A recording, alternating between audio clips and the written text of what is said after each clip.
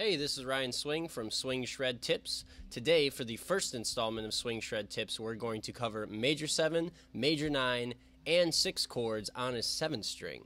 So let's first listen to how they sound. Alright, before we get started, let's set our metronomes together. Mine is set at 78 BPM and a time signature of 4/4. Sounds like this. And I'm going to start this progression with the major 7 shape.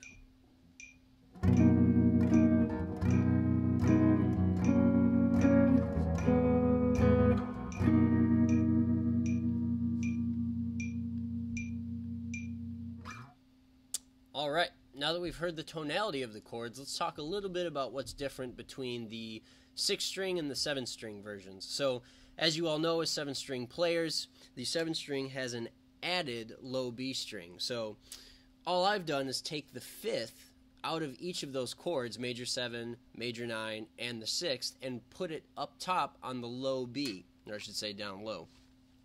So that gives you, instead of the average, say, E major 7 chord, I'm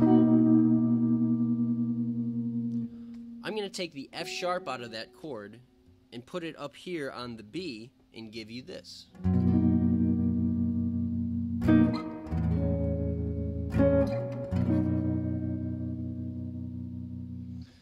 What that does is, again, it helps fill space, but then it also really helps give some greater dynamics when you get into your arpeggio shape. So if we were to play a standard major 7 arpeggio for E, right?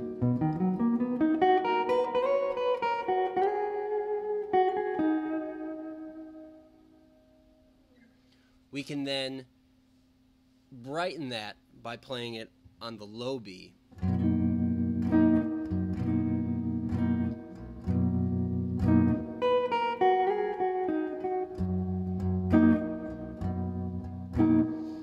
That kind of reminds me of like a train, right? Kind of chugs along, has that really deep low end.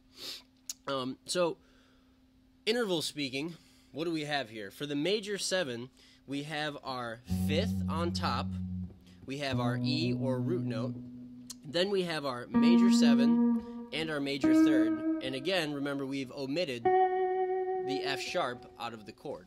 So instead of this, we get... Now, the same principles are true when we're speaking of the 6 and the major 9 chord. And by principles, I mean just flipping the 5th. So, for example, if we were to play your standard 6 chord in E, there she is. And we're going to take that same F sharp 5th and we're going to put it right up in that lower B and give you that. So the spelling for the 6 has now become 5th, root, major 6, major 3rd. When we go to the 9, the same thing. The 9 chord, major 9, E, sounds like though. So, excuse me. I love that chord. One more time. Oh yeah, that's good. Our spelling for that is root here, major 7, major 9, and the 5th that we have omitted. So, our true spelling for the 7-string version is 5th, root, major 7, major 9. It sounds like this. That's a good one.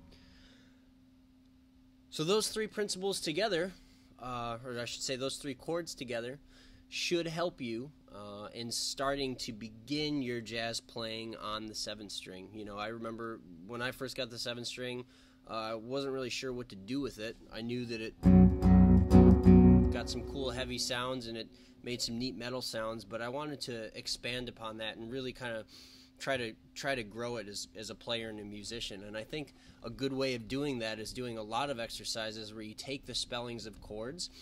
The 5th rides on the B string of a lot of jazz chords. Just flip it up top, see what you get, experiment, play with it, and hopefully you find something cool. Stay tuned for next week's episode of Swing Shred Tips. Catch you later.